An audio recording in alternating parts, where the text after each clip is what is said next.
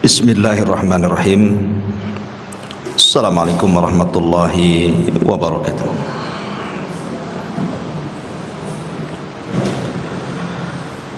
Alhamdulillah wassalatu wassalamu ala Rasulillah wa ala alihi wa sahbihi wa mawalah wa la hawla wa la quwata illa billahi wa ba'du. Alhamdulillah, di pagi menjelang siang ini kita kembali bisa duduk untuk bertalabul ilmi, dan kita masuk pada surah Al-Infitar dari kajian tafsir singkat dari surah-surah pendek dalam juz amma. Surah Al-Infitar ini secara tertib di dalam mushaf Al-Quran dia masuk pada surat ke-82 dengan jumlah ayat 81, jumlah ayat sekitar 19, kemudian jumlah kalimat 81 dan jumlah huruf 326 huruf. Dan surah Al-Infitar ini salah satu asbab nuzulnya adalah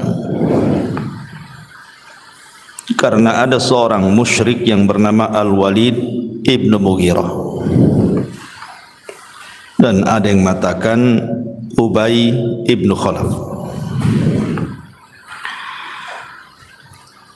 Al-Walid ibnu Mughirah ini adalah orang yang paling kaya di zaman itu.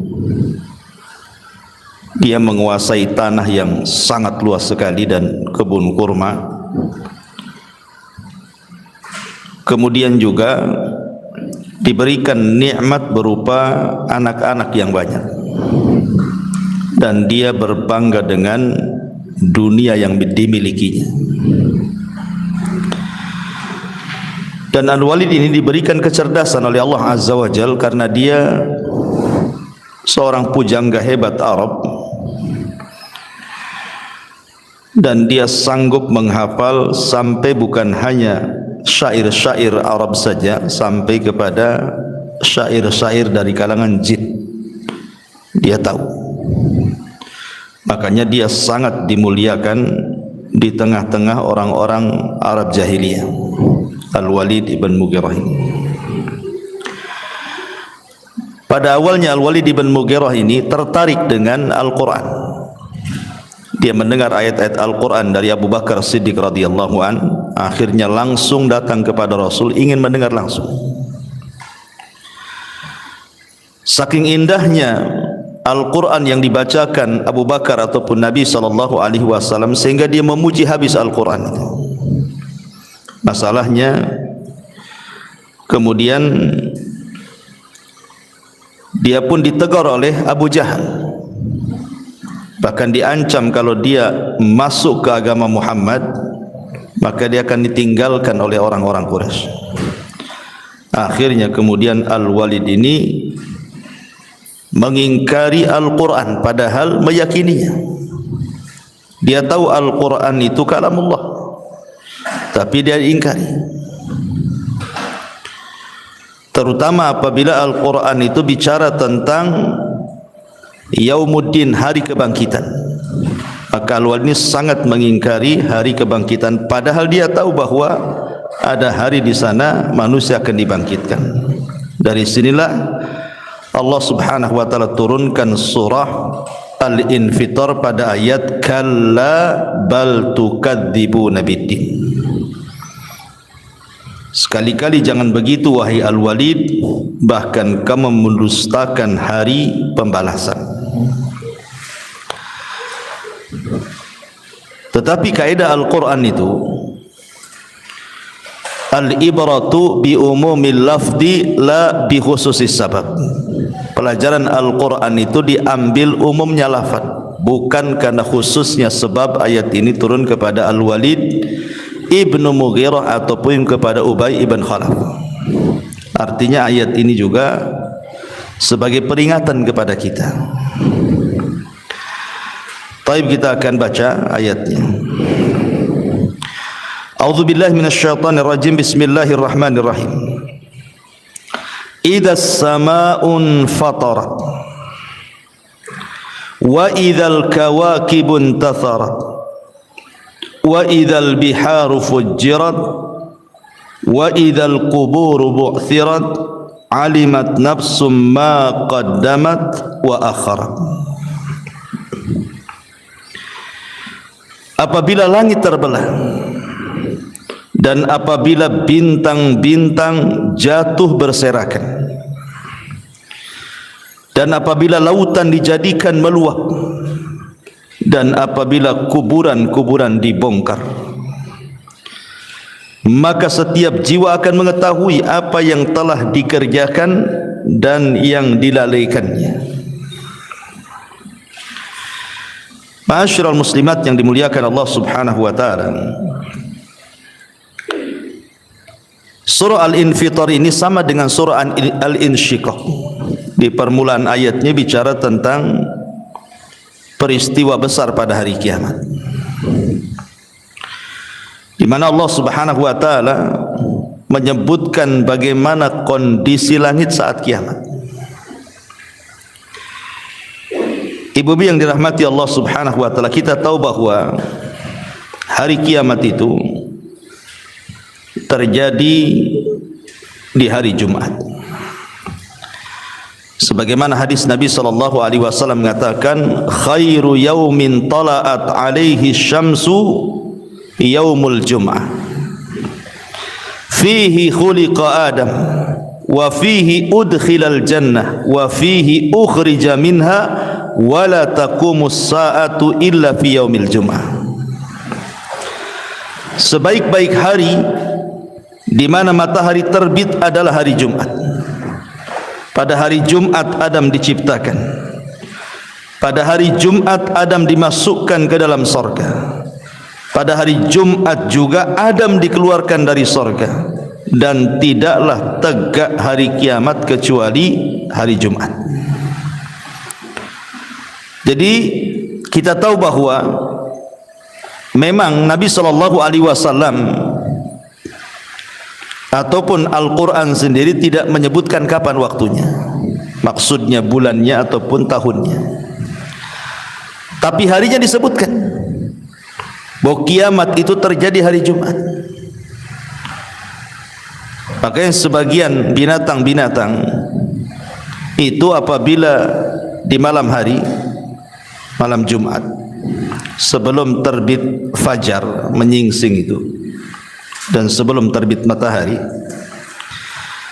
maka mereka yatarakab, mereka tidak bisa tidur.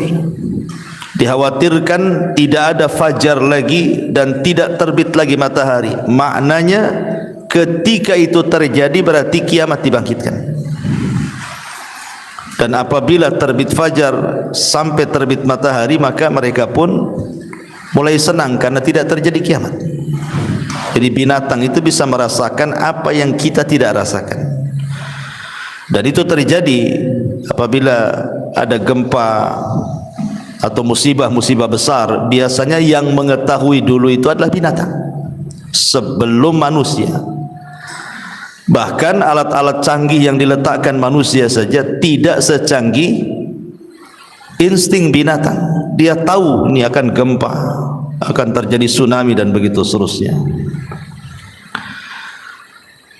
Lah, ketika kiamat itu tentu diawali dengan tiupan sangkakala. Dan sangkakala ditiup itu menurut pendapat yang kuat wallahu alam 2 kali.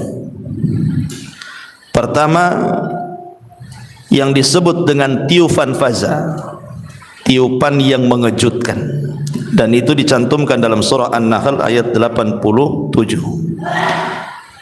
Wa yauma yunfakhu fis suri fa fazi'a man fis samawati wa man fil ardi illa man sya'allah. Dan ingatlah hari ketika ditiupkan sangkakala, maka terkejutlah segala yang di langit dan segala yang di bumi kecuali siapa yang dikehendaki Allah Subhanahu wa taala. Baru setelah itu ada tiupan yang disebut dengan tiupan as-sa'iqah, tiupan kematian. Dan itu disebutkan di dalam surah Az-Zumar ayat 68. Wa nufikha fis suri fasa'iqa man fis samawati wa man fil ardi illa man sya'allah thumma nufikha fihi ukhra fa idahum qiyamun yanzurun. Dan ditiuplah sangkakala, maka matilah siapa yang di langit dan di bumi kecuali siapa yang dikehendaki Allah. Kemudian sangkakala itu ditiup sekali lagi, maka tiba-tiba mereka berdiri menunggu putusan Allah masing-masing. Jadi ada tiupan kejutan dan kematian, ada tiupan kebangkitan. Adapun jarak tiupan pertama dari yang kedua sudah sering saya jelaskan berdasarkan hadis Abi Hurairah radhiyallahu an. Tiupan itu terjadi jaraknya di angka 40. Bisa 40 tahun, bisa 40 bulan, bisa 40 minggu, bisa 40 hari, wallahu a'lam. Jarak tiupan pertama dan kedua itu. Lah yang ingin saya ceritakan, ayat pertama ini adalah bicara tentang tiupan yang pertama. Jadi surah Al-Infitar ini di permulaan ayat itu bicara tentang tiupan yang pertama. Apabila Israfil sudah meniupkan sangkakalanya, maka suara sangkakala itu akan menghancurkan segalanya.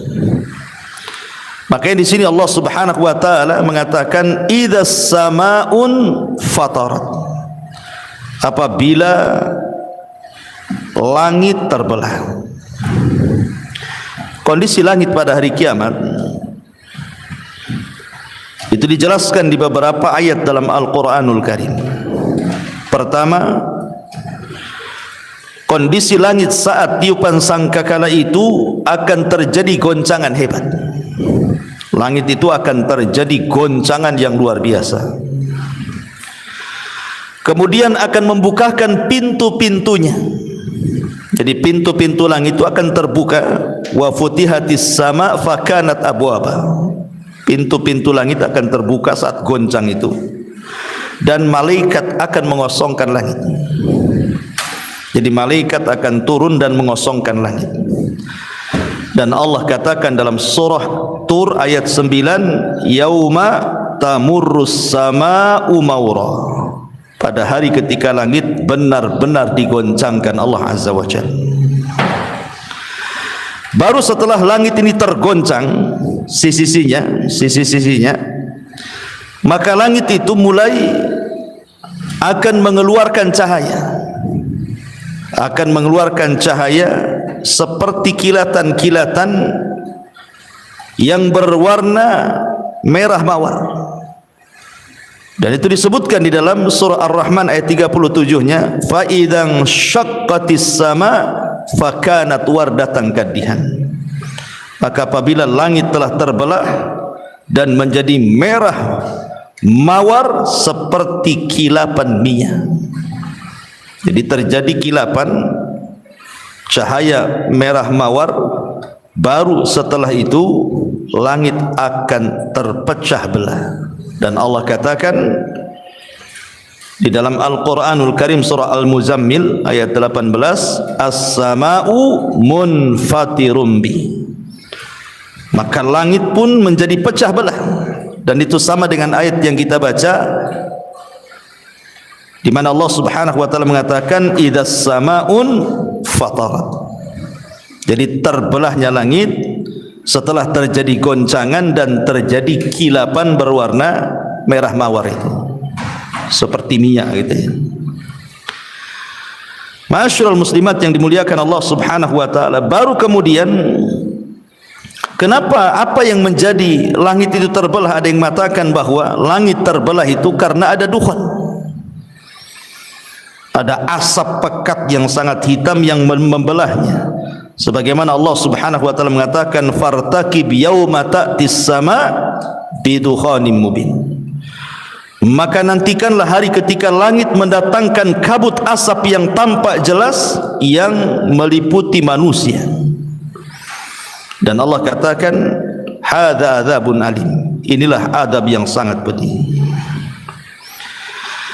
Ma'asyiral muslimat yang dimuliakan Allah Subhanahu wa taala, baru setelah itu maka bintang-bintang akan berguguran. Kalau sudah langit pecah, secara otomatis bintang akan berjatuhan. Dan Allah katakan dalam surah At-Takwir, wa idzan nujumun kadarat. Dan apabila bintang-bintang itu dijatuh-jatuhkan. Dan dalam surah Al-Infitar, wa idzal kawakibun tatharat. Dan apabila bintang-bintang jatuh berserakan. Baru setelah itu Allah lenyapkan langit. Sebagaimana Allah mengatakan dalam surah At-Takwir ayat 11-nya, wa idzas sama'u kushitat. Dan apabila langit dilenyapkan. Bagaimana dilenyapkan langit? Karena Allah menggulung langit. Sebagaimana dalam surah Az-Zumarnya ayat 67-nya, wa ma qadarullaha haqqa qadri wal ardu jami'an qabdatuhu yaumal qiyamati was samawat matwiyatun biyaminih subhanahu wa ta'ala amma yusyrikun. Dan mereka orang-orang musyrik itu tidak mengagung-agungkan Allah dengan pengagungan sebagaimana mestinya, padahal bumi seluruhnya dalam genggamannya pada hari kiamat, dan semua langit digulung dengan tangan kanannya. Maha suci dan maha tinggi Allah dari segala perbuatan syirik mereka. Jadi kalau kita lihat tahapan-tahapan langit ini ketika terjadi kiamat, ya sangat mengerikan sekali, karena nanti langit yang kita lihat hari ini dengan bintang-bintang yang indah luar biasa itu akan digulung dan dijatuhkan. Lah ketika kemudian langit dihancur-hancurkan sedemikian rupa, dan alam semesta serta bumi yang kita pijak ini, sampai Allah mengatakan yauma tubaddalul ardh ghairal ardi, pada hari di mana Allah akan ganti bumi dan juga langit dengan bumi yang baru. Disebutkan oleh Ibnu Mas'ud radhiyallahu an. Jadi ada salah seorang pendeta Yahudi itu datang kepada Rasul. Pendeta Yahudi ini datang kepada Nabi sallallahu alaihi wasallam mengatakan, ya Muhammad, inna najidu anna Allah yaj'alus samawat 'alal isbi wal aradina 'ala isbi wasyajar 'ala isbi wal ma' 'ala isbi wathara 'ala isbi wasairal khalqi 'ala isbi fayaqulu anal malik. Fadhahikan Nabi sallallahu alaihi wasallam hatta badat nawajiduhu tasdiqan liqaulil habri thumma qara'a wa ma qadarullaha haqqa qadri wal ardu jami'an qabdatuhu yaumal qiyamah.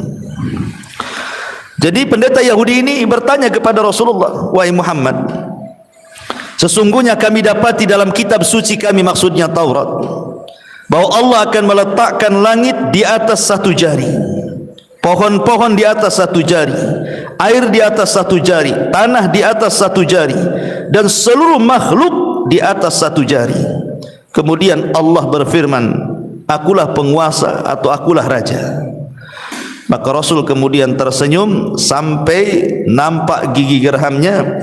Kemudian beliau membenarkan ucapan pendeta itu dan mengatakan firman Allah Azza wa Jalla, dan mereka, maksudnya orang-orang musyrik itu, tidak mengagung-agungkan Allah dengan pengagungan yang sebenar-benarnya, padahal bumi dan seluruhnya dalam genggamannya pada hari kiamat. Jadi ketika Allah Subhanahu wa taala karena kemurkaannya menghancurkan langit, menjatuhkan bintang-bintang, meluapkan air lautan dari tempatnya ke daratan dan menggempakan bumi, artinya sudah hancur tuh, sudah tidak ada makhluk lagi kan. Di sini Allah Subhanahu wa taala akan berteriak, ainal muluk, aina mulukud dunya, di mana raja-raja dunia, di mana raja-raja dunia gitu. Mana raja-raja yang pernah mengatakan saya raja?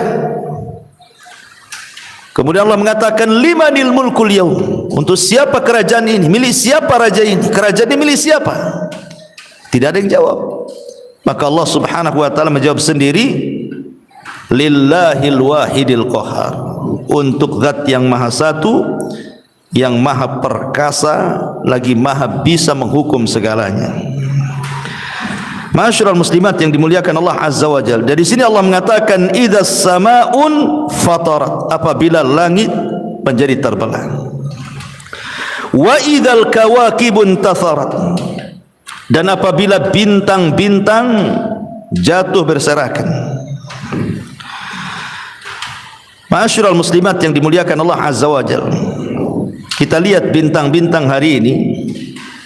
Kalau kita melihat bagaimana kondisi bintang, kondisi matahari dan juga bulan, maka Al-Quran juga menceritakan bagaimana contohnya kondisi matahari saat kiamat itu.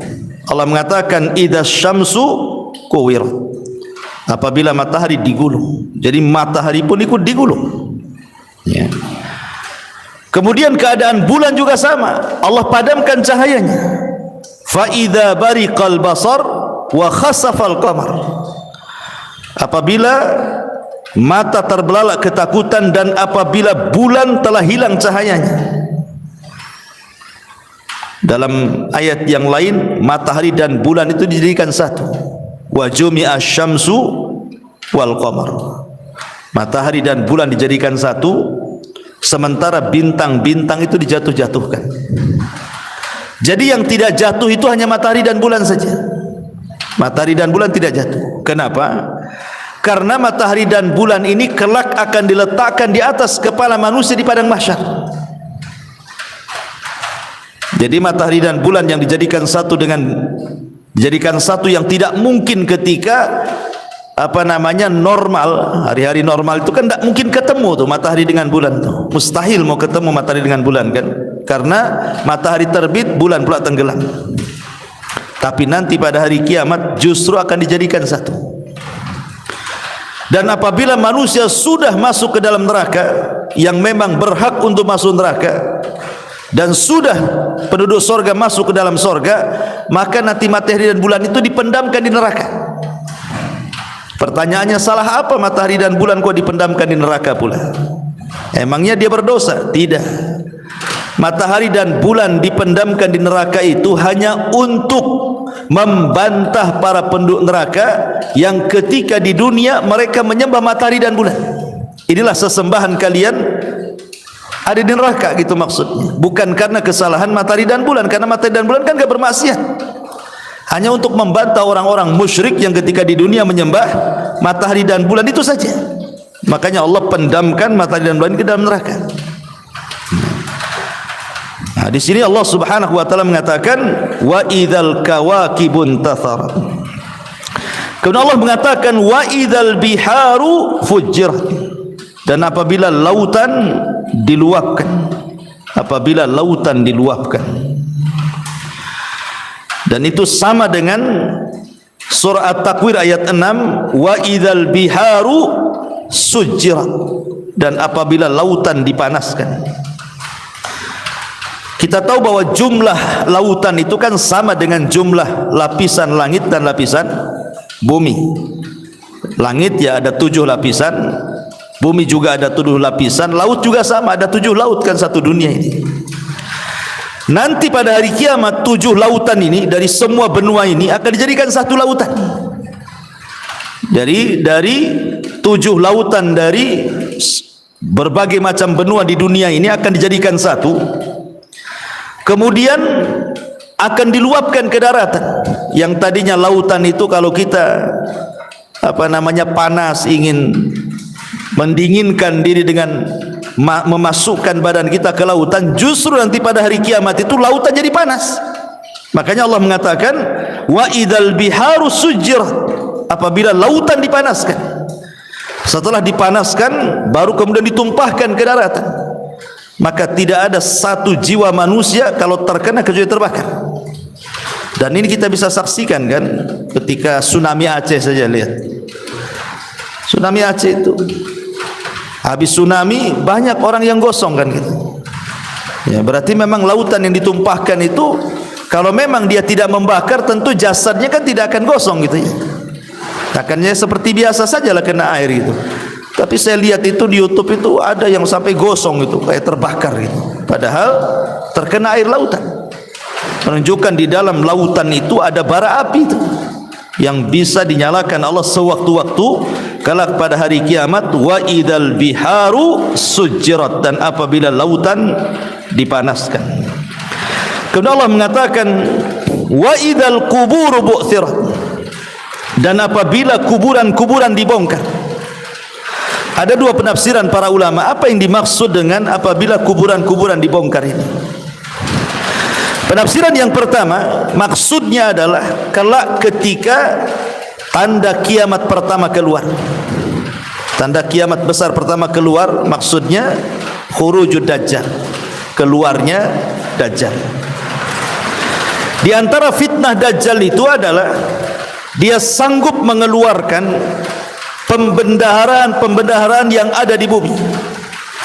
Jadi kalau dajjal mengatakan kepada bumi, wahai bumi, ukhruji kunuzaki, keluarlah pembendaharaan kamu dari perut bumi, maka akan keluar berbagai macam pembendaharaan bumi, dari tambangnya, dari emasnya, dari peraknya, dari zamrudnya, macam-macam akan keluar dari bumi itu. Nah, itu maksudnya wa idzal quburu bu'thirat.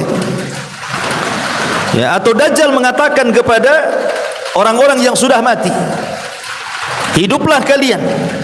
Maka tiba-tiba kuburannya terbelah, kemudian mereka pun keluar dari kubur-kuburan itu, kemudian mengatakan kepada anak-anak mereka yang masih hidup, wahai anakku, sembahlah dia, maksudnya dajjal, karena dia adalah Tuhan kalian. Padahal yang keluar dari kuburan itu bukan orang yang sudah mati, tetapi setan-setan yang menjelma orang mati. Karena setan itu bekerja sama dengan dajjal ketika itu, karena tidak mungkin orang mati hidup lagi, ya. Nah, itu juga penafsiran, maksudnya wa idzal qubur bu'thirat itu artinya di sini fitnah dajjal. Dia memerintahkan bumi untuk mengeluarkan pembendaharaannya, atau memerintahkan orang-orang yang sudah mati hidup lagi, walaupun itu jelmaan daripada syaitan. Itu satu penafsiran.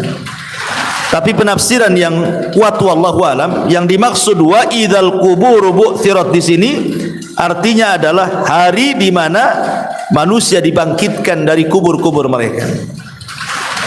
Kapan itu? Pada tiupan sangkakala yang kedua. Ya, pada tiupan sangkakala yang kedua. Kenapa? Karena ayat setelahnya Allah mengatakan alimat nafsun ma qaddamat wa akharat. Maka setiap jiwa akan mengetahui apa yang telah dikerjakan dan apa yang telah dilalaikannya.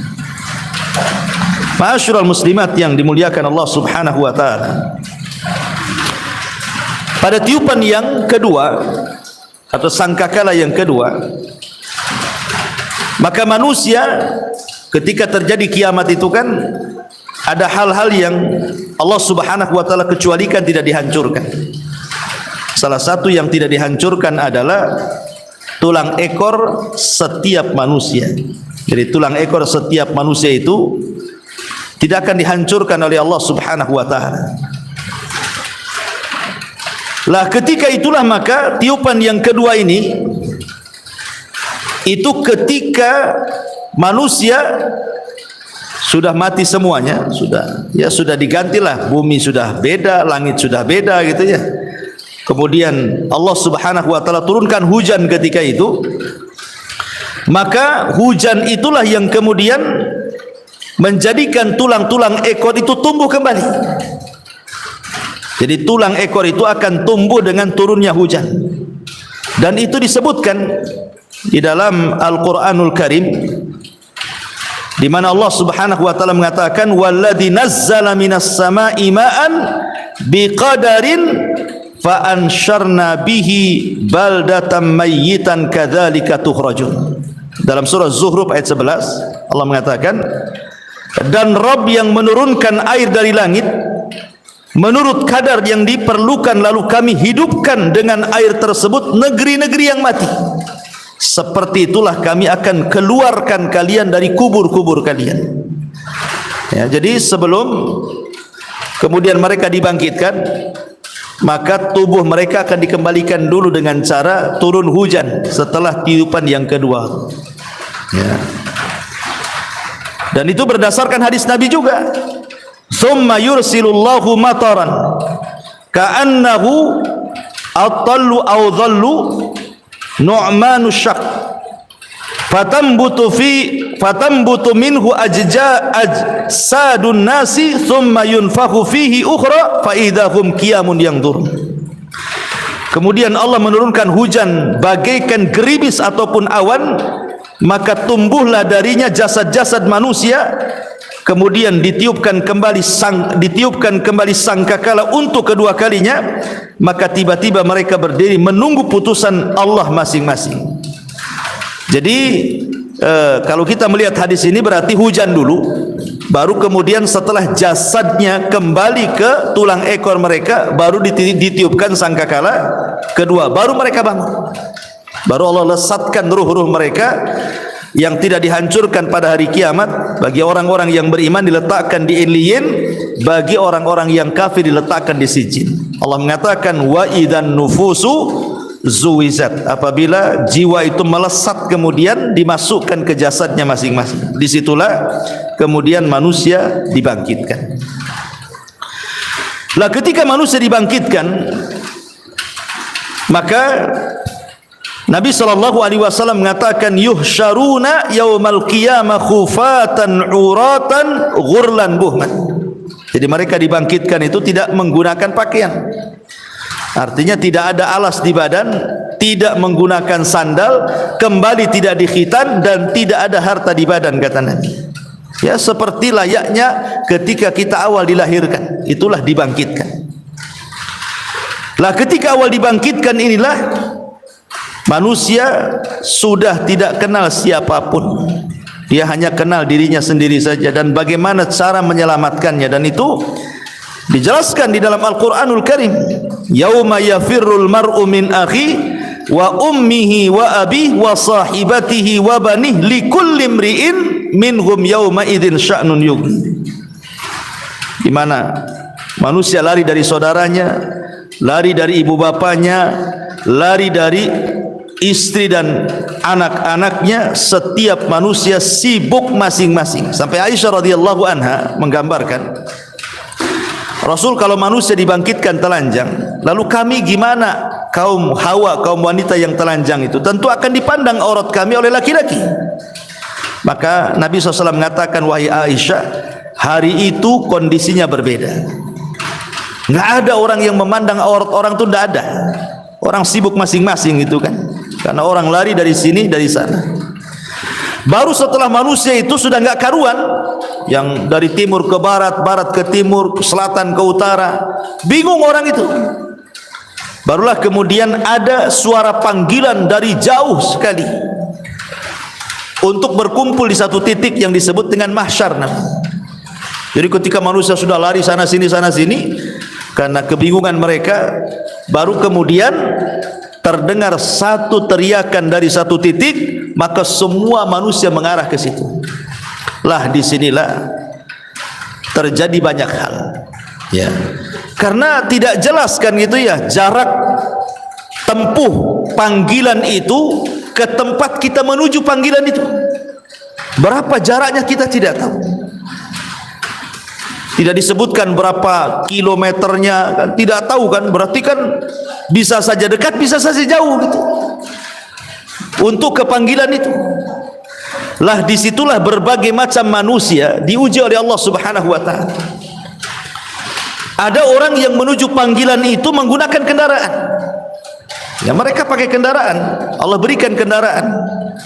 Seperti orang-orang yang berkurban gitu ya, boleh jadi kurban itu akan jadi kendaraan dia kelak pada hari kiamat untuk menuju ke panggilan itu. Ada juga mungkin mereka yang menuju ke panggilan itu berjalan dengan kepalanya, kakinya di atas. Ya. Ketika sahabat Nabi SAW bertanya soal orang-orang musyrik yang mengolok-olok Nabi SAW, bagaimana mungkin orang bisa berjalan dengan kepala kaki di atas? Namanya berjalannya kaki dulu kan itu. Maka Rasul mengatakan, zat yang mampu menjalankan kalian di dunia dengan kakinya, dia pun sanggup menjalankan manusia dengan kepalanya. Jadi ada berjalan dengan kepala itu menuju panggilan itu. Ada juga yang kemudian dikecilkan oleh Allah Azza wa Jalla tubuhnya. Jadi untuk menuju ke panggilan itu jadi kecil dia. Di tengah-tengah manusia yang sangat besar sehingga dia terseok-seok karena takut diinjak. Dan mereka adalah orang-orang yang disebutkan dalam hadis Nabi SAW, al-mutakabbirun, orang-orang yang sombong. Ketika dia merasa sombong di dunia, Allah kecilkan badannya seperti semut di akhirat. Bayangkan betapa lamanya dia akan sampai ke tujuan. Kalau kecil kan, langkahnya kan kecil gitu, belum lagi takut terseok-seok gitu. Kemudian ada juga yang berjalan dalam kondisi pincang, dalam kondisi pincang, dalam kondisi miring gitu ya. Seperti hadis Nabi SAW ketika seorang laki-laki yang memiliki dua istri kemudian tidak adil kepada salah satunya, kata Rasul, nanti pada hari kiamat akan berjalan miring ya. Pincang karena ketidakadilannya itu. Kemudian juga macam-macam disebutkan dalam hadis itu, orang yang berjalan menuju panggilan itu dalam bentuk berbagai macam.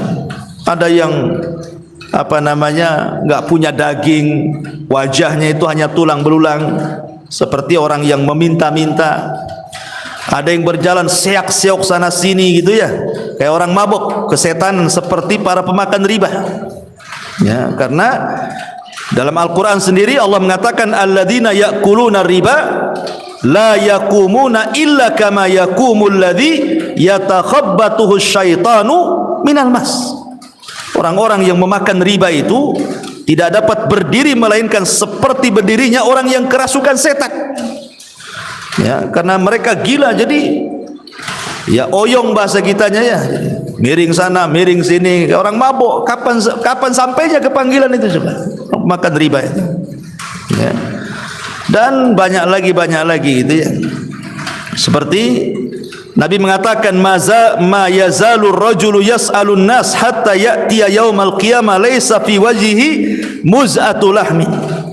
Seseorang yang selalu meminta-minta pada orang lain di dunia, kelak ketika dibangkitkan dalam keadaan tidak ada sekerat daging sama sekali di wajahnya, hanya tengkorak saja ke sana kemari gitu, menakutkan. Subhanallah, ini mengerikan, tidak bisa kita bayangkan. Coba berapa hari, berapa bulan, berapa tahun sampai ke panggilan itu. Ini manusia sudah kelelahan. Ketika sampai di panggilan itu bukannya enak gitu ya, manusia akan berdiri lama di situ, 50.000 tahun dijelaskan itu. Tapi sekali lagi ini hanya untuk orang-orang kafir saja. Orang-orang yang beriman tentu tergantung hisabnya. Kalau hisabnya mudah ya tidak lama gitu. Apalagi tanpa hisab ya tidak akan mungkin tinggal di situ langsung direct masuk surga. Tapi disitulah kan banyak peristiwa ya. Seperti akhirnya Nabi SAW menunggu umatnya di telaganya. Karena ketika itu kan matahari didekatkan di atas kepala, kepanasan, haus. Ya, mereka tidak minum, tidak makan kecuali dari telaga Nabi. Ya, umat Islam ia mengikuti telaga Nabi SAW, minum dari situ kalau ditakdirkan minum. Dan Allah mengatakan, Rasul mengatakan bahwa sekali tegukan sudah cukup menghilangkan haus selamanya kalau yang ditakdirkan minum. Tapi apa ada semua manusia itu terkena matahari? Tidak semua orang tersengat matahari, karena ada golongan-golongan itu yang mendapatkan naungan ya. Jadi ketika mereka berkumpul di padang mahsyar itu ada orang-orang yang tidak akan tersengat matahari. Sebagaimana ma'ruf hadis Nabi SAW, sab'atun yudhilluhumullahu fi dhillihi yawma la dhilla illa dhilluh. 7 kelompok yang akan mendapatkan naungan di hari yang tidak ada naungan kecuali naungan Allah, seperti imam yang adil, pemimpin yang adil, anak muda yang tumbuh di atas ibadah kepada Allah, seseorang yang hatinya terikat dengan masjid, 2 orang laki-laki atau 2 orang yang cinta karena Allah, berkumpul karena Allah, berpisah karena Allah, ataupun seorang yang ketika diajak berzina dia pun takut kepada Allah, atau seorang yang bersedekah dengan tangan kanannya, tangan kirinya tidak tahu, atau seorang yang tengah malam dia tafakur kemudian menangis karena takut kepada Allah Azza wa Jal, maka itu semua adalah pengecualian orang-orang yang tidak akan tersengat matahari. Tapi di sini Allah Subhanahu wa taala mengatakan alimat nafsun ma qaddamat wa akharat. Maka ketika itu jiwa akan mengetahui apa yang telah dikerjakan dan yang dilalaikannya. Maksudnya apa? Di antara kekhususan hisab, ini kan bicara hisab di sini, ya. Di antara kekhususan hisab pada hari kiamat adalah Allah Subhanahu wa taala kembalikan seluruh hafalannya. Jadi Allah itu akan mengembalikan kepada manusia itu seluruh hafalan yang pernah dia lakukan. Kalau di dunia saja kita kan sudah lupa apa yang dikerjakan minggu kemarin, bulan kemarin. Kadang-kadang kita lupa kan itu. Apalagi pinjam uang, itu paling lupa. Nah, kalau tagih, saya nggak punya utang kok, padahal punya utang. Setelah dikasih tahu, ini buktinya ada, baru ingat dia kan. Jadi manusia di dunia itu kadang-kadang mudah lupa gitu ya. Tetapi nanti di antara khususnya hisab itu, kekhususan hisab itu, manusia akan diingatkan semuanya. Sejak dia akil balik sampai dia mati, manusia akan ingat semuanya. Lah ketika itulah orang-orang mujrim, orang-orang jahat, ya kan, mereka merasa menyesal, dan dikatakan dalam Al-Quran surah Al-Kahfi itu ayat 49, wa wudi al-kitab, dan ketika diletakkan catatan di hadapan mereka, fataral mujrimina mushfikina mimma fihi, maka kamu lihat orang-orang yang bersalah ketakutan terhadap apa yang tertulis di dalamnya. Wa yaquluna, dan mereka mengatakan, ya wailatana ma li hadzal kitab la yughadiru saghiratan wala kabiratan illa ahsaha. Duhai celaka aku, kitab apa ini yang tidak meninggalkan yang kecil dan tidak pula meninggalkan yang besar, melainkan ia mencatat semuanya. Jadi enggak ada lagi, enggak ada yang tersisa dari yang kecil dan juga yang besar kecuali ada catatannya. Kan mengerikan seperti ini, ya. Kok kayak gini catatannya, kok tahu semua gitu ya, padahal dia sendiri ketika di dunia tidak ingat. Baru setelah membaca catatannya, baru dia pun ingat. Di sini Allah mengatakan alimat nafsun ma qaddamat wa akharat. Maka manusia, setiap jiwa akan mengetahui apa yang telah dikerjakannya dan dilalaikannya. Jadi semua terinci di situ. Kalau sudah begitu, apa yang harus dikatakan di hadapan Allah? Makanya ketika catatan itu disodorkan, manusia terbagi dua tuh. Ya. Ada manusia yang membangkang, tidak mengakui, oh saya tidak pernah melakukan itu. Ketika dia melihat catatannya itu, dia nggak yakin, nggak percaya bahwa itu yang ia lakukan. Dia berusaha untuk berdusta kepada Allah Subhanahu wa taala, bahwa dia tidak pernah melakukan syirik, dia tidak pernah bermaksiat, dia tidak pernah zalim. Dia bantah semua catatannya itu. Lah ketika dia mulai membantah itulah, disitulah Allah Subhanahu wa taala akan datangkan saksi. Ya, kalau sudah datangkan saksi, macam mana mau bantah lagi? Makanya Allah mengatakan, wa yauma nakhtimu ala afwahihim wa tukallimuna aydihim wa tashhadu arjuluhum bima kanu ya'malun.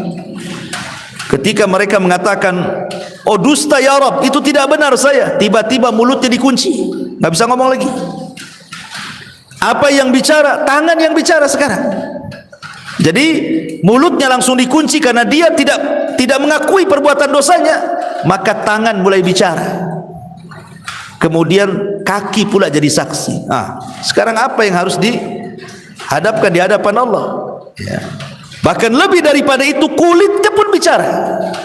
Kulit kita ini akan bicara di hadapan Allah untuk membantah lisan yang mengatakan aku tidak pernah melakukan ini. Kulit pun bicara bahwa iya, badan ini telah melakukannya. Sampai akhirnya kemudian lisan ini ngomong sama kulit, lima syahidtum alaina, wahai kulit, kenapa engkau menjadi saksi bagi badanmu sendiri? Maka kulit mengatakan, antakanallah, Allah yang buat aku bicara.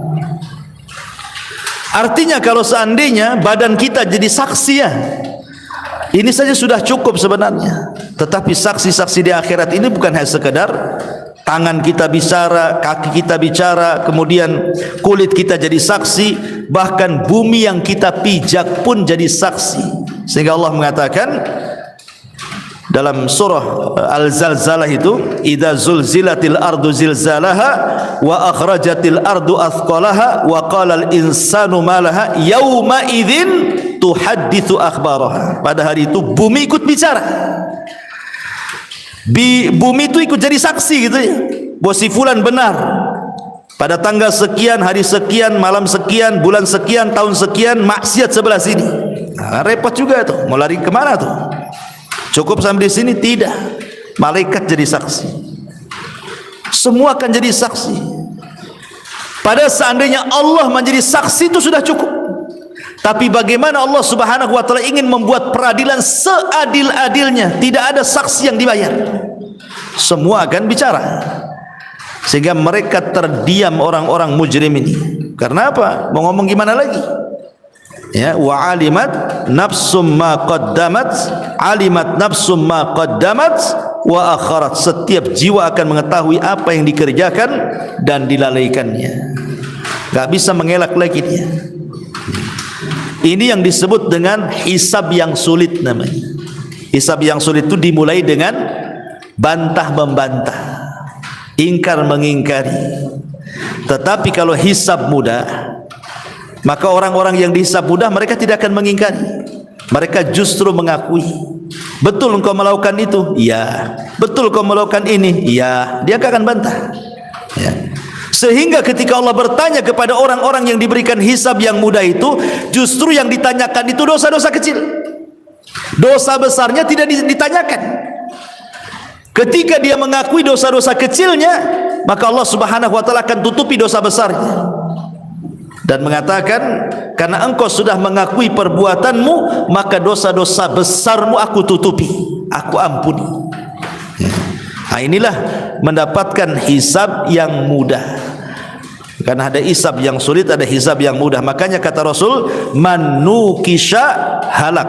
Siapa yang saat dihisab dia bantah membantah, dia tidak terima gitu ya, dia pun akhirnya membantah apa yang ada di catatan, hancur dia, celaka dia kata Rasul. Tapi siapa yang ketika hisabnya dia mengiyahkan, dia mengakui perbuatan dosanya, ketika ditanya apakah engkau melakukan seperti ini, dia mengatakan iya, maka pertanda hisabnya mudah. Itulah bedanya hisab sulit dengan hisab mudah di sini. Alimat nafsun ma qaddamat wa akharat. Setiap jiwa akan mengetahui apa yang telah dikerjakan dan apa yang telah dilalaikan.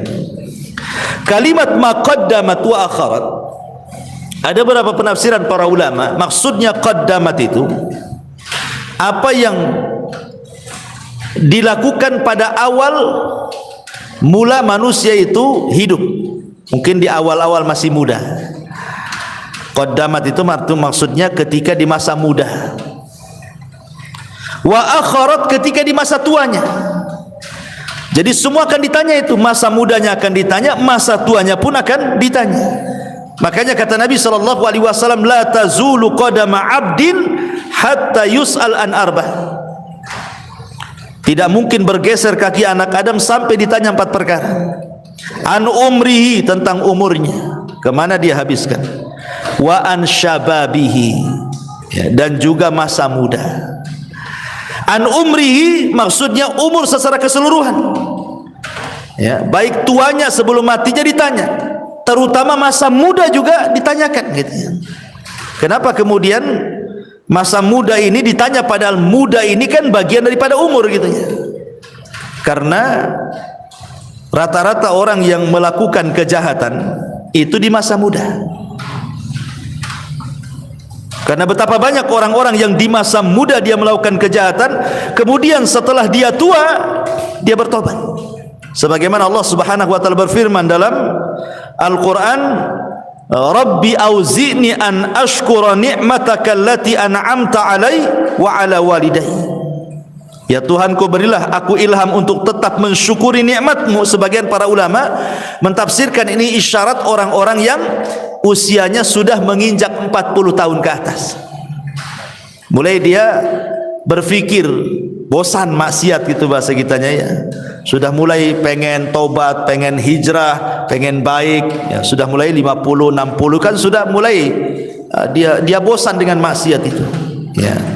Jadi ada yang seperti, tapi ada juga masa mudanya jahat, masa tuanya lebih jahat lagi.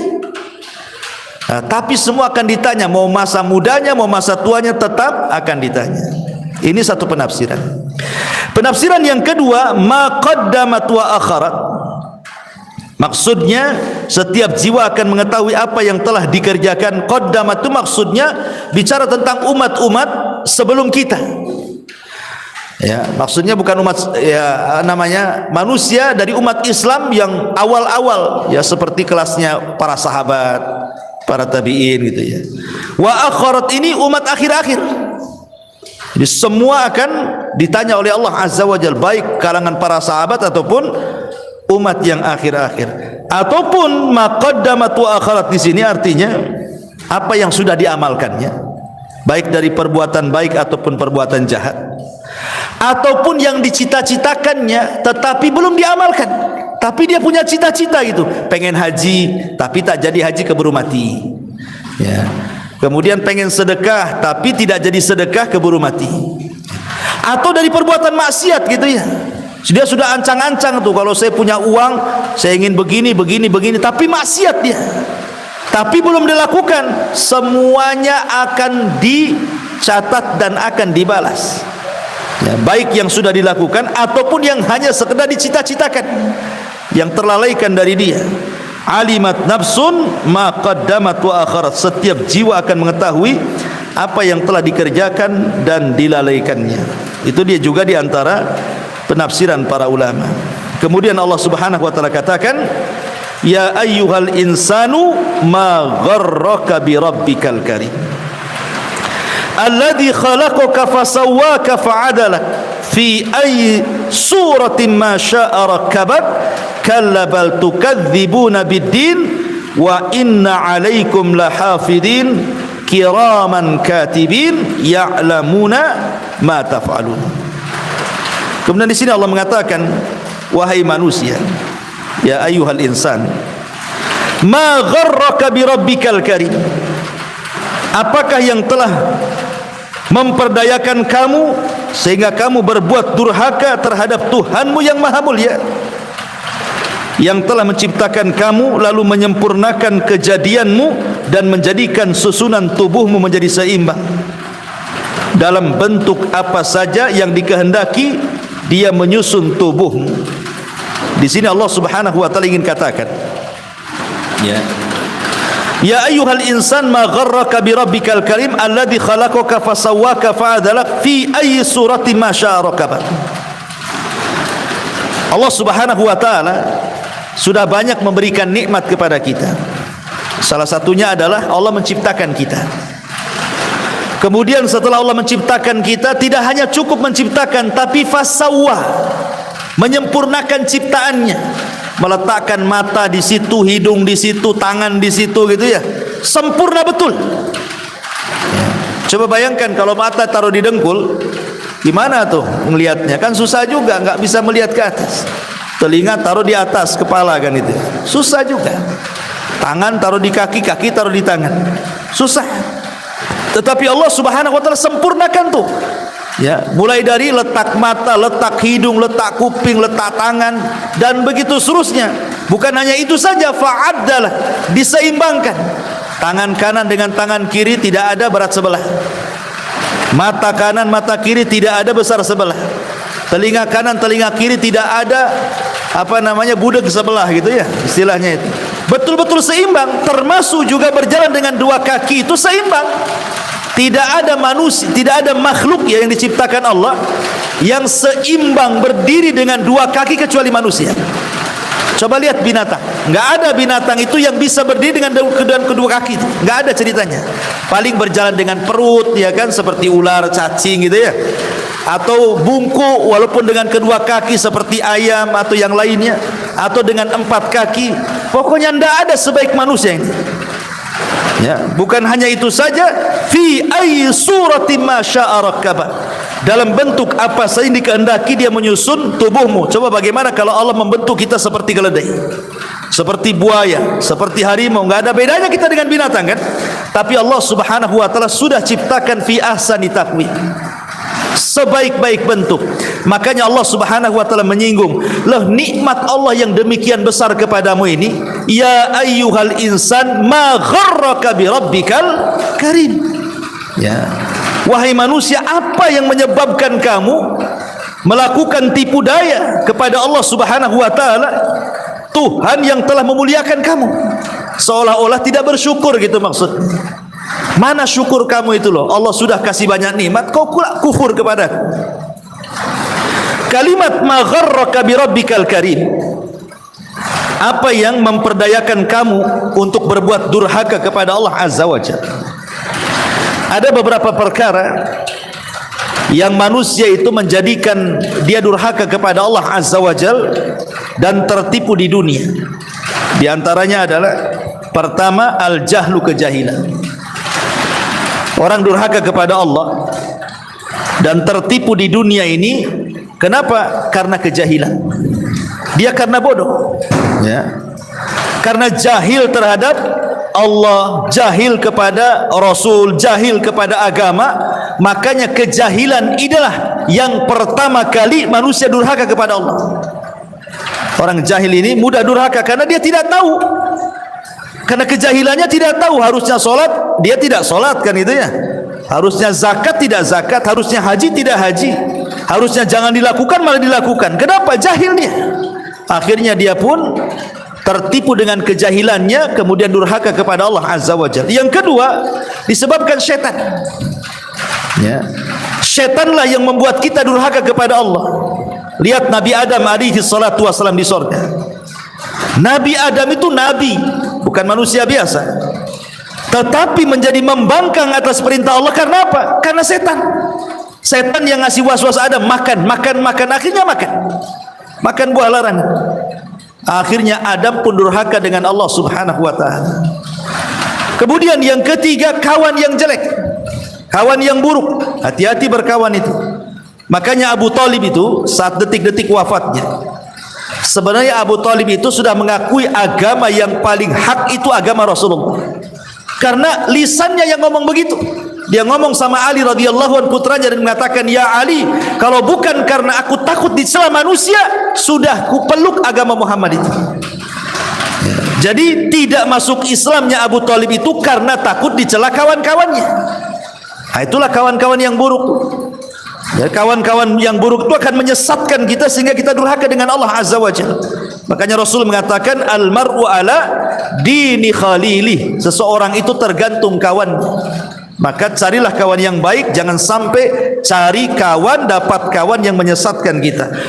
Terlampau cinta dengan harta gitu ya, terlampau cinta dengan keluarga, terlampau cinta dengan pasangan, dengan anak-anak, akhirnya durhaka dengan Allah.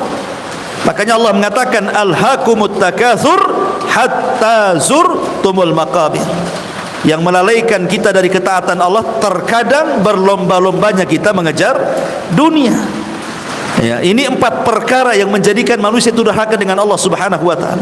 Ataupun saya tambah yang kelima, berdasarkan perkataan Fudail ibn Iyad, karena manusia mengira bahwa Allah Subhanahu wa taala itu Maha Rahim, Allah itu Maha luas rahmatnya. Walaupun saya maksiat, nanti sewaktu-waktu saya bertobat, nanti juga Allah ampuni. Akhirnya kemudian asih maksiat, lupa tobat dia. Karena terbayang-bayang nikmat Allah, rahmat Allah itu lebih luas kan gitu. Nantilah, kapan lu tobat? Nanti nunggu umroh katanya. Habis umroh tak tobat-tobat juga. Kapan lu tobat? Nunggu haji katanya. Habis haji nak tobat juga. Karena berpikir bahwa kapanpun tobat, kan Allah Maha Pengampun tuh, luas rahmatnya. akhirnya dilalaikan dengan keyakinan maha pengampunnya Allah, maha luasnya rahmat Allah, akhirnya tidak mau tobat, tetap durhaka kepada Allah tuh. Jadi ini pun perkara-perkara seperti inilah yang menjadikan orang itu tertipu, akhirnya durhaka dengan Allah. Makanya solusinya kalau itu kebodohan, belajar. Ya. Kalau memang kita merasa bodoh dari agama, belajar agama supaya jangan durhaka dengan Allah. Karena biang kedurhakaan itu adalah kebodohan. Nah, kalau memang itu dari setan, maka berlindung kepada Allah dari setan. Bagaimana kita caranya supaya berlindung dari setan? Ya, banyak-banyaklah berzikir. Baca zikir pagi petang, baca zikir sebelum tidur gitu ya. Apa lewat di sebuah tempat menakutkan disuruh ta'awud dengan kepada Allah dari setan. Ya, kita amalkanlah hal-hal yang bisa menjauhkan kita dari setan. Kalau memang itu perkawanan, ya tinggal jauhilah. Oh, ini kawan gak beres ini. Jauhi saja, ngapain? Blokir nomornya. Ya. Kasih kawan yang lain saja. Kalau kawan jelek ngapain pula dipertahankan kan? Ya, buat mabuk aja nanti. Kemudian kalau memang itu urusan dunia, ya kurangi. Minimalnya kalaupun dunia dikejar, cukuplah dunia itu di tangan. Jangan sampai dimasukkan ke dalam hati. Kaya boleh, tapi jangan sampai melampau. Ya, Islam tidak melarang orang kaya. Yang Islam larang itu kalau meletakkan kekayaan dalam hati dan tujuan hidupnya itu hanya kekayaan saja. Kenapa demikian? Karena Rasul yang mengatakan kalau kekayaan itu menjadi tujuan hidupnya, maka kefakiran akan diletakkan di kedua matanya. Kata Rasul nih, ya, man kanatid dunya hammuhu, barang siapa yang dunia ini angan-angannya, ja'alallahu faqrahu baina ainaihi, Allah jadikan kefakirannya di antara kedua matanya itu. Makanya banyak orang kaya itu diazab dengan kekayaannya, Bu. Bukannya orang kaya itu nikmat dengan kekayaannya, tidak, justru diazab dengan kekayaannya. Aneh gitu ya. Orang kaya itu harus kan menikmati itu. Tapi ada orang kaya diazab dengan kekayaannya. Seperti apa? Ada orang kaya itu lebih miskin daripada orang miskin. Orang miskin saja kadang-kadang kerja, pamannya dia tukang bangunan atau mungkin jadi supir apa, ojek, sudah jelas waktunya kan, jam sekian udah istirahat. Itu orang miskin tuh. Masih ada istirahatnya. Ya.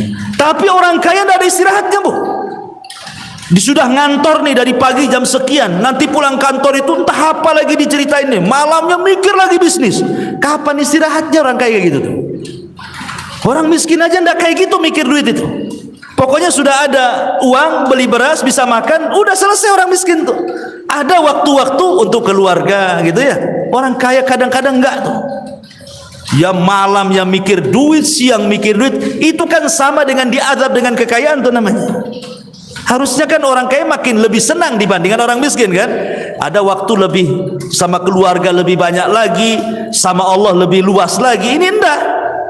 Makin kaya makin jahat dia. Waktunya 24 jam itu untuk duit. Na'udzubillah. Itulah yang disebut dengan Allah jadikan kefakiran di kedua matanya. Karena dia lebih rakus dibandingkan orang miskin cari dunia. Berarti sebenarnya dia tidak kaya, dia miskin karena kurang terus ya. Makanya itu yang menjadikan durhaka kepada Allah adalah ketika orang dikuasai dengan dunia. Caranya gimana? Qanaah dan zuhud. Kalau ingin tidak durhaka dengan kekayaan, tanamkan dua sifat ini. Pertama qanaah, redha dengan pemberian Allah. Yang kedua zuhud, jangan letakkan kekayaan dalam hati. Silahkan sekaya mungkin, asal lakukan dua perkara ini. Inilah yang kemudian Allah Subhanahu wa taala katakan, ma gharraka bi rabbikal karim. Wahai manusia, apakah yang telah memperdayakan kamu berbuat durhaka terhadap Tuhanmu yang telah menciptakan kamu, lalu menyempurnakan kejadianmu dan menjadikan susunan tubuhmu menjadi seimbang dalam bentuk apa saja yang dikehendaki. Dia telah menyusunmu, dan ini nikmat Allah Subhanahu wa taala. Makanya Allah katakan, kalla bal tukadzibuna biddin. Sekali-kali janganlah begitu, bahkan kamu mendustakan hari pembalasan ya. Jadi sebab orang itu kenapa durhaka dengan Allah, kenapa orang itu banyak maksiat gitu ya, banyak melakukan kezaliman, banyak melakukan maksiat, banyak melakukan kemungkaran-kemungkaran. Sebabnya satu, kalla bal tukadzibuna biddin, karena kalian tidak yakin bahwa di sana ada hari kebangkitan. Kalau orang yakin di sana ada hari kebangkitan nih, bahwa semua amalan manusia akan dipertanggungjawabkan, tidak mungkin orang itu melakukan maksiat. Karena takut kan, wah saya kalau berzina nanti ini adabnya ini, kalau saya mencuri nanti adabnya gini, kalau saya berdusta nanti adabnya ini, kalau saya bergibah nanti adabnya. Kalau orang yakin betul dengan hari kebangkitan, ada kehidupan setelah kematian, manusia itu akan terlahir baik, Bu. Akan terlahir baik. Makanya di antara rukun iman itu adalah al-iman bil yaumil akhir. Iman dengan hari akhir, pertebal iman dengan hari akhir. Karena semakin tebal iman dengan hari akhir, maka kita terlahir menjadi orang baik, orang yang jujur, disiplin, tanggung jawab. Kenapa? Karena takut bahwa di sana ada pertanggungjawaban. Ya, samalah dengan orang bekerja di perusahaan. Kalau kalian tidak buat laporan, saya pecat. Apa enggak ketakutan kita buat laporan? Ya. Nah, seperti itulah. Dan ingat bahwa laporan kepada Allah itu sangat teliti. Kadang-kadang manusia bisa dibohongi, tapi laporan kepada Allah tidak bisa. Kalla bal tukadzibuna biddin. Sekali-kali jangan seperti itu. Bahkan kamu mendustakan hari pembalasan. Wa inna alaikum lahafidhin. Dan sungguh bagi kami malaikat-malaikat yang mengawasi pekerjaan. Artinya di sini di kiri kanan kita ini ada pencatat. Kiraman katibin, yang mulia di sisi Allah dan yang mencatat amal perbuatanmu. Maksudnya di kiri kanan setiap manusia itu ada raqib dan juga atid. Dan sudah saya jelaskan dulu bahwa raqib dan atid ini akan mencatat semua perbuatan manusia, semua ucapan manusia, baik yang terkandung dosa dicatatnya, baik yang terkandung pahala dicatatnya, baik yang tidak terkandung dosa ataupun pahala, dua-duanya dicatat. Semua dicatat, tidak ada yang tidak dicatat. Semua dicatat. Bahkan Imam Ahmad ketika dia sedang sakit parah, dia itu hanya bilang aduh bahasa kitanya. Saking sakitnya Imam Ahmad bilang aduh gitu ya, mungkin bahasa kita ya. Ngereng lah, gimana orang sakit itu kan pasti ada erengan gitu ya dari tulisannya. Muridnya mengingatkan Imam Ahmad dan mengatakan, ya Imam, innal anin kalamun wa innal kalama yuktab indallah. Wa imam, suara aduh dari orang sakit itu bagian daripada ucapan, dan setiap ucapan akan dicatat. Langsung diam Imam Ahmad. Dia merasakan sakit, diam, tidak bersuara ketika diingatkan muridnya tuh. Ya itulah Imam Ahmad ibn Hanbal rahimahullahu ta'ala kan gitu ya. Ya, kalau hanya orang mengereng karena kesakitan saja, dianggap catatan dan dianggap bicara dan itu akan dicatat, gimana orang yang melakukan omongan-omongan yang kotor gitu ya, makin lagi dicatat. Naudzubillah. Kiraman katibin ya'lamuna ma taf'alun, mereka mengetahui apa yang kamu kerjakan. Ya. Wallahu alam ya. Sekiranya masih panjang ya pembahasannya, mungkin jadikan 2 pertemuan lah. Kita sampai di sini dulu untuk sampai ayat ke-12 ya. Kita bagi 2 saja karena pembahasan dari ayat 13 dan selanjutnya cukup panjang. Taib, sebelum saya tutup, silahkan kalau ada yang mau bertanya.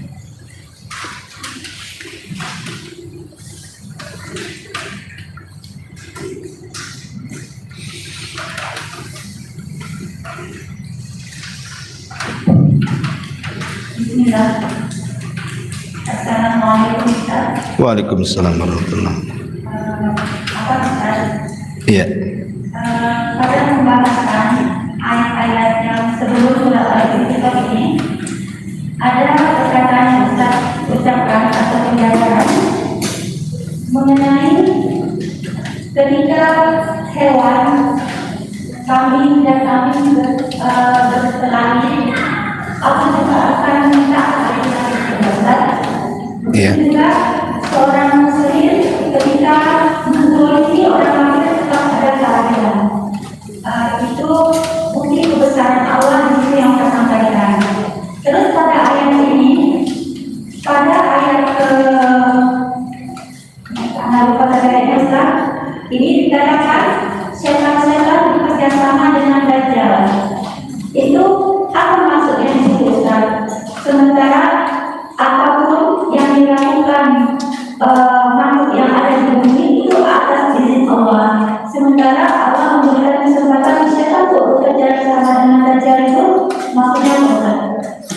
Islam, alhamdulillah.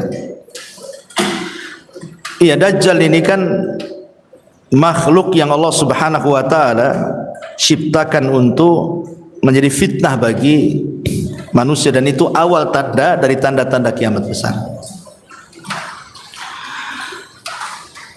Al-Imam Ibnu Utsaimin rahimahullah taala mengatakan bahwa Dajjal ini manusia sama dengan kita. Manusia sama dengan kita, tidak ada bedanya. Dia bukan iblis, ya. Pada awalnya dia menampakkan kesolehannya. Kemudian setelah menampakkan kesolehannya, dia ngaku jadi nabi. Dajjal itu berawal dari menampakkan kesolehan kemudian mengaku nabi.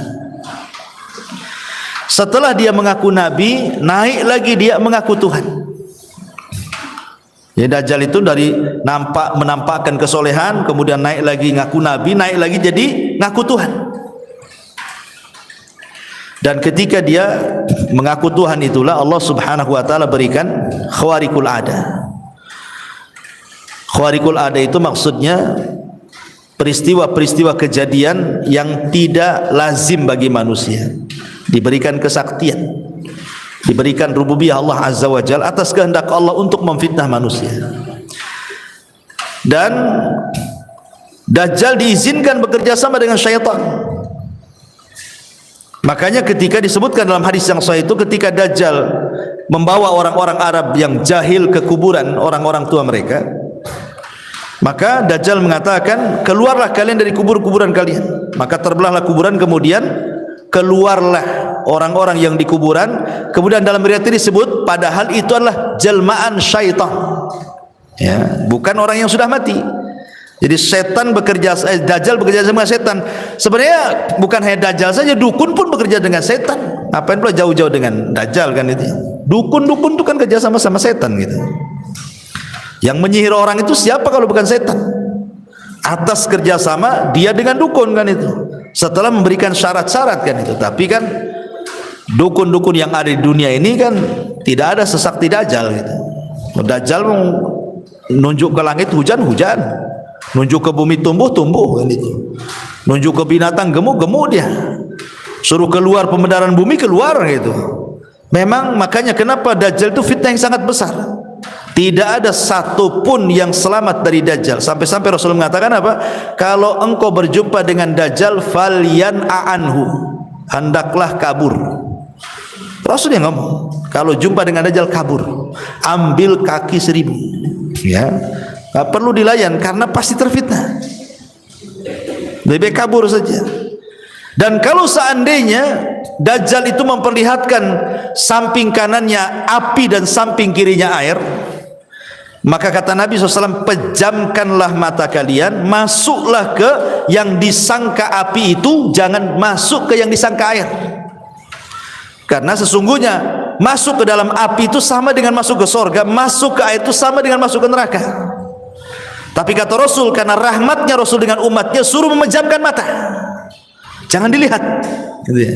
Takut terfitnah maksudnya. Sampai seperti itu gitu ya. Jadi memang Dajjal bekerja sama dengan setan, ya, dukun yang bekerja sama dengan setan untuk menyesatkan manusia ya tentunya. Wallahu a'lam. Yang kedua, Ustaz. Iya. Di sini dikatakan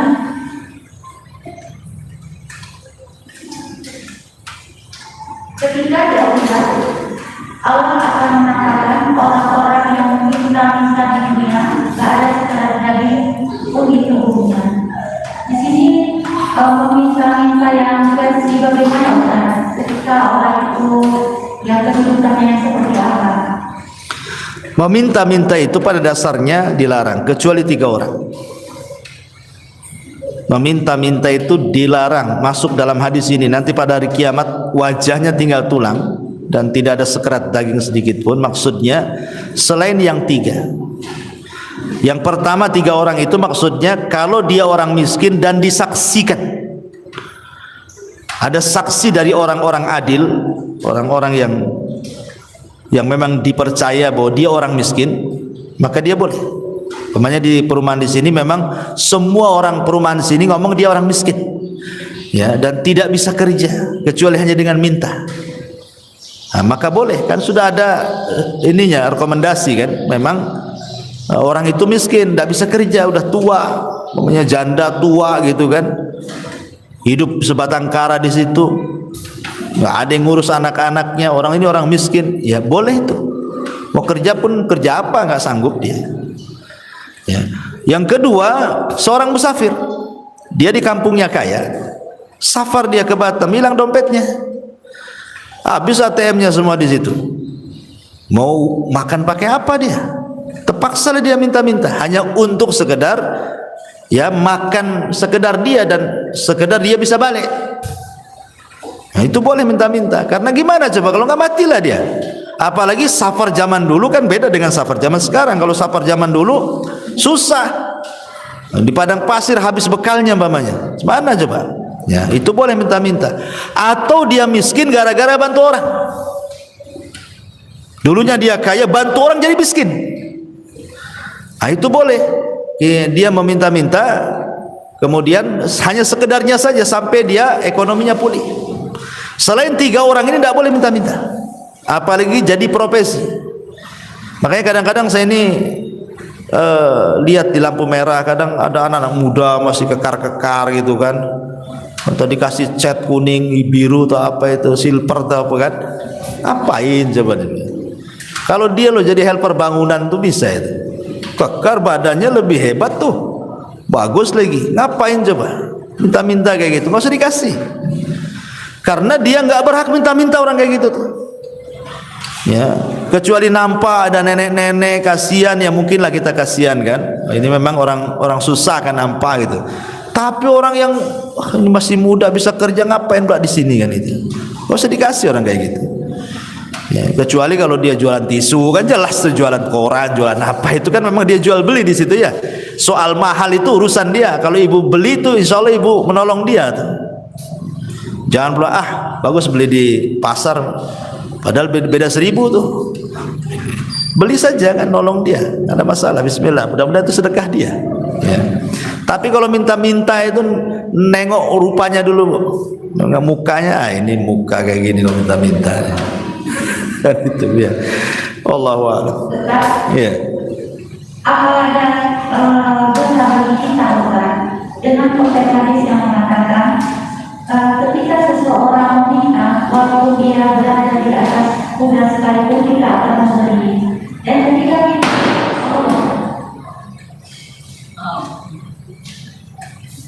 kita ada yang datang kepada kita meminta dalam keadaan sehat, kan dia itu sudah menunjukkan namanya ya Ustaz, namanya meminta. Apa kita tetap memakai konteks hadis itu atau kita abaikan saja? Hadis tentang walaupun dia di atas kuda itu bicara tentang sumpah. Artinya kalau dia ada turun nih dari BMW, dari Fortuner turun, dia datang meminta dan dia bersumpah, kasih. Kalau bersumpah, kalau nggak bersumpah jangan dikasih. Bagus, jual aja Fortunermu tuh. Terserah mau bohong, kita nggak melihat bohong, ya lihat sumpahnya, bukan masalah orangnya. Kita ini mengagungkan sumpahnya, bukan mengagungkan orangnya. Kalau dia sudah mengatakan wallahi anak saya sakit lagi dioperasi, tolong bantu saya, kita bantu. Kalau tidak berdosa kita, walaupun tak banyak lah, mungkin tidak bisa nih saya masih bisa 20.000, tetap harus dikasih. Walaupun dia turun dari Fortuner tuh. Kalau dia sudah wallahi, karena kita melihat wallahinya, bukan lihat orangnya. Sebab kalau tidak kita ngasih berarti kita merendahkan sumpahnya, bukan orangnya. Makanya dalam ilmu tauhid itu kalau ada orang yang datang bersumpah meminta-minta, wajib dikasih walaupun dia turun dari kuda. Maksudnya walaupun turun dari, walau zaman sekarang ya Fortuner atau CRV gitu ya. Kalau dia sudah bersumpah. Tapi kalau nggak bersumpah nggak usah lah. Enggak semua. Satu lagi iya. Tadi pada debat yang terakhir, Ustaz katakan ketika orang itu tidak berkembang baik dalam diri kita, yang mengacau dalam kehidupan kita boleh memblokir, mengenai istilah kita boleh memutuskan hubungan dengan dia. Apakah itu ada ketentuan ketika seorang muslim 3 hari tidak boleh bertemu lagi, Ustaz? Sekarang kalau teman itu tidak mengambil manfaat, kan Allah mengatakan Fadzakir in nafa'ati dzikra. Fadzakir in nafa'ati dzikra. Berilah peringatan kalau memberikan peringatan itu ada manfaatnya. Kalau nggak ada manfaatnya ngapain? Ya, kita sudah punya kawan diingetin kan, nggak berubah juga kan itu. Ya nggak usah tinggalkan. Bagus kita cari kawan yang lain gitu maksudnya. Nah, jadi kita menjauhi dia karena nggak ada manfaatnya. Nah, kita kan mau berkawan yang ada manfaatnya. Ya, bukan masalah menghajar dia, tidak. Sekarang kalau saya makin berkawan makin jadi kita yang kesedot dia, bukan dia kesedot kita. Karena orang Arab mengatakan as-sahibu sahib, kawan itu nyedot. Ya, pasti kawan itu akan mempengaruhi setiap perkawanan. Daripada saya yang terpengaruh, bagus saya tidak mau ketemu dia lah. Apalagi dia ganggu di handphone, ngirim artikel nggak jelas gitu, oh diblokir, blokir sementara gitu ya. Ya kalau dia tobat buka lagi kan itu. Kalau tak tobat biarinlah. Kita doakan saja. Wallahu a'lam. Subhanakallahumma bihamdika asyhadu an la ilaha illa anta astaghfiruka wa atubu ilaik. Wallahu ta'ala. Assalamualaikum warahmatullahi